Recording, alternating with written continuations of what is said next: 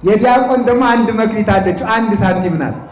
ያቺ መክሊቱ ደግሞ ምንድናት መሳችሁ? ተልእኮ ናት። ምንድናት? መላላክ ነው።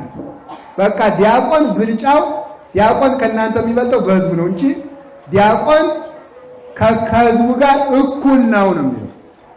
የሚገርመው መጽሐፍ የሚለው ዲያቆን ከቄሱ ፊት ላይ ሳይፈቅድለት መቀመጥ አይችልም።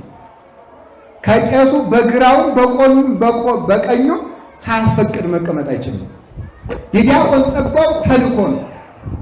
ህዝቡን ተንሥኡ ጸልዩ ማለት ብቻ አይደለም። ተንሥኡ ለጸሎት መልሱ እስኪ ንገሩኝ። አቤት እኔ በእርግጥ በጩኸትም እችላታለሁ ይረፍዳል ብያለሁ። ስለዚህ ተመልከቱ ሲችማ። ስለዚህ ተንሥኡ ለጸሎት ሲል መልሱ ምንድን ነው? እግዚኦ ተሳለነ በሉ እንጂ። ምን ማለት ነው ይሄ? አትተኙ ንቁ ነው። ዲያቆን እኮ አንቂ ነው፣ አትተኙ ነው። በሴቶች በኩል ደግሞ መሄድ ስለማይፈቀድለት ምን ያደርጋል? ዲያቆናዊት የምትባል ትሾማለች። ዲያቆናዊት የምትባል 60 ዓመት የሞላት ሴት ልጆቿን በስነ ስርዓት ያሳደገች በተከበረ ትዳር መኖሯ የተመሰከረላት በሰነ ምግባር የኖረች እናት ስጋው ደሙን የምትቀበል የተማረች እሷ ምን ትሾማለች? ዲያቆናዊት ትባላለች። እሷ ዲያቆናዊት ስላችሁ አትቀድስም። በሴቶች በኩል ትቆምና ቅዳሴ አቋርጠው የሚገቡትን ቅዳሴ አቋርጠው የሚወጡትን ሴቶች ትቆጣጠራለች። የሚያወሩትን የሚተኙትን እነዚህን ትቆጣጠራለች። እቺ ዲያቆናዊት ናት። ሌላም ሹመት አላት፣ በጣም ትልቅ ሹመት። ለአካለ መጠን የደረሰች ከሌላ እምነት የቆየች ሴት ስትመጣ ትጠመቅና ቄሱ ካጠመቃት በኋላ ያችን ቅባ ቅዱስ ይቀባታል። ስለዚህ ካህን ለአቅመ ሔዋን የደረሰችን ሴት እርቃኗን ማየት ስለማይፈቀድለት ምን ያደርጋል መሰላችሁ?